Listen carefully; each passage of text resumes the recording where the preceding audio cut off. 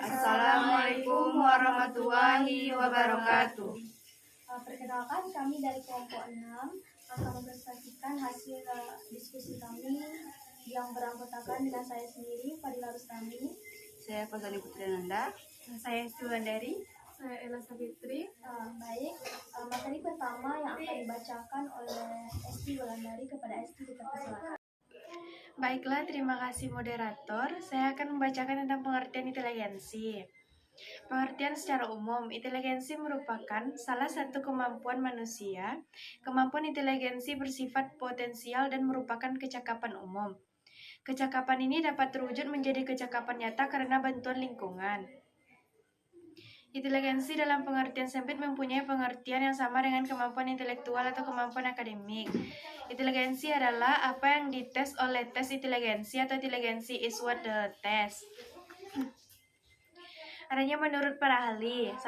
Menurut Hornbook 1947 halaman 179. Inteligensi adalah ukuran bagaimana individu berperilaku. Inteligensi diukur dengan perilaku individu, interaksi interpersonal, dan prestasi. Inteligensi dapat didefinisikan dengan beragam cara. 1. Kemampuan berpikir abstrak. 2.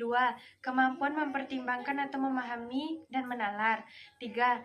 Kemampuan beradaptasi dengan lingkungan. 4. Kemampuan total individu untuk bertindak dengan sengaja dan secara rasional dalam lingkungan. Menurut Freeman, Abror, tahun 1993, halaman 43, inteligensi mempunyai pengertian. 1. Inteligensi adalah adaptasi atau penyesuaian individu dengan keseluruhan lingkungan. 2. Inteligensi adalah kemampuan untuk belajar. Dan 3. Inteligensi adalah kemampuan berpikir abstrak. Sedangkan menurut Robinson dan Woolfolk dan Nikolic 1948 halaman 130, inteligensi didefinisikan sebagai 1. Kapasitas untuk belajar. 2. Total pengetahuan yang dicapai seseorang. Dan 3. Kemampuan adaptasi secara sukses dengan situasi baru dan lingkungan pada umumnya. Menurut pendapat pertama menyatakan bahwa inteligensi dipengaruhi oleh hereditaritas. Menurut pandangan ini, inteligensi adalah kemampuan yang dibawa sejak lahir yang memungkinkan seorang berbuat sesuatu dengan cara tertentu. Watering atau Purwanto 2003 halaman 52 menyatakan bahwa belum dapat dibuktikan bahwa inteligensi dapat diperbaiki atau dilatih. Pendapat kedua menyatakan bahwa inteligensi merupakan hasil modifikasi lingkungan. Pendapat ini didasarkan pada bukti yang ditunjukkan oleh From Purwanto 2003 halaman 52. Bahwa saya pikir anak-anak yang telah mendapatkan didikan dari sekolah menunjukkan sifat-sifat yang lebih baik daripada anak-anak yang tidak bersekolah. Terima kasih kepada Esti. Selanjutnya materi kedua yang akan disampaikan oleh saya sendiri. Tingkatan IQ. Yang pertama yaitu idiot IQ, yaitu 0 sampai 29. Idiot ini dikelompokkan ke dalam orang yang keterbelakangan mental yang paling rendah. Orang seperti ini hanya mampu mengucapkan beberapa kata saja, bahkan tidak dapat berbicara sekalipun. Biasanya tidak dapat mengurus dirinya sendiri, yaitu seperti mandi, berpakaian, makan, dan sebagainya.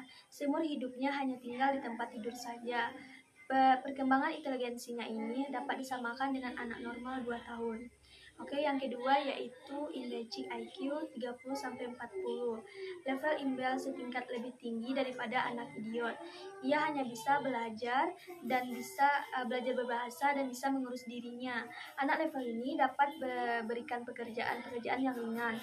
Walaupun kesehariannya selalu bergantung, tetapi belum dapat mandiri. Kecerdasannya ini setara dengan anak normal berusia 3 tahun sampai 7 tahun. Yang ketiga yaitu moron atau double IQ 50-69. Di tingkat tertentu, anak kelompok double IQ masih dapat belajar membaca, menulis, membuat perhitungan sederhana, memperencanakan dan memecahkan permasalahan. Hanya anak-anak double ini yang mendapat pendidikan di sekolah-sekolah luar biasa. Selanjutnya yaitu kelompok bodoh IQ 70-79. Kelompok ini berada di atas kelompok terbelakang dan di bawah kelompok normal atau sebagai batas. Orang tingkat ini sudah mampu bersekolah pada sekolah lanjutan, walaupun akan mengalami kesulitan saat semester akhir. Selanjutnya itu normal rendah 80 sampai 89. Orang-orang pada level ini memiliki nalar lembat dalam belajarnya, tetapi dapat digolongkan ke dalam kelompok rata-rata atau sedang pada tingkat bawah. Selanjutnya yaitu normal sedang, IQ-nya 90 sampai 109. Level ini merupakan kelompok normal atau rata-rata. Orang di tingkat ini adalah terbesar presentasinya dalam populasi penduduk dunia. Dan kesembilan yaitu normal tinggi, IQ-nya 110 sampai 119. Kelompok ini merupakan kelompok orang yang normal tetapi berada pada tingkat daya nalar yang tinggi. Cerdas atau superior, IQ 120 sampai 129. Orang cerdas sangat berhasil dalam pekerjaan dan akademik. Orang seperti ini ditempatkan pada kelas-kelas biasa. Ketua kelas biasanya dari golongan ini. Yang ke-9 yaitu sangat cerdas atau very superior, IQ 130 sampai 139. Orang very superior lebih cakap dalam membaca, memiliki daya ingat yang baik dalam bilangan, pemendaharaan kata yang luas, lebih dapat memahami pengertian yang asbrak pada umumnya. Selanjutnya yaitu genius, IQ 140 sampai lebih. Orang seperti ini memiliki kemampuan menyelesaikan masalah dan mampu menemukan sesuatu yang baru meskipun dia tidak bersekolah. Kelompok ini berada pada seluruh ras dan bangsa dalam semua tingkat ekonomi, baik itu laki-laki ataupun itu perempuan. Baik, materi selanjutnya akan disampaikan oleh Ella Safitri. Kepada Ella kita persilahkan. Baik, terima kasih moderator. Saya akan membacakan materi berikutnya. Inteligensi dalam Al-Quran. Secara teoritis, dalam pemandangan Islam memang tidak dijelaskan mengenai inteligensi sebagaimana yang dipaparkan oleh para tokoh psikologi.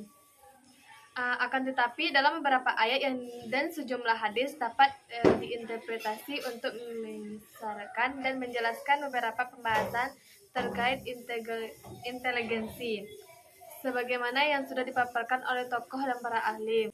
Salah satu konsep dan komponen dalam inteligensi adalah bahwasanya inteligensi didasarkan atas proses berpikir. Berpikir adalah kegiatan dan tingkah laku yang berpusat pada otak.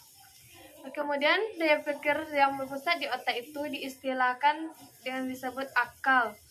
Secara bahasa, akal dalam bahasa Arab disebut dengan al-aqlu atau aklu, yang mempunyai aneka makna. Di antaranya bermakna al-hijr dan an-hunuha, yang berarti kecerdasan. Sama persis seperti pengertian inteligensi secara sederhana.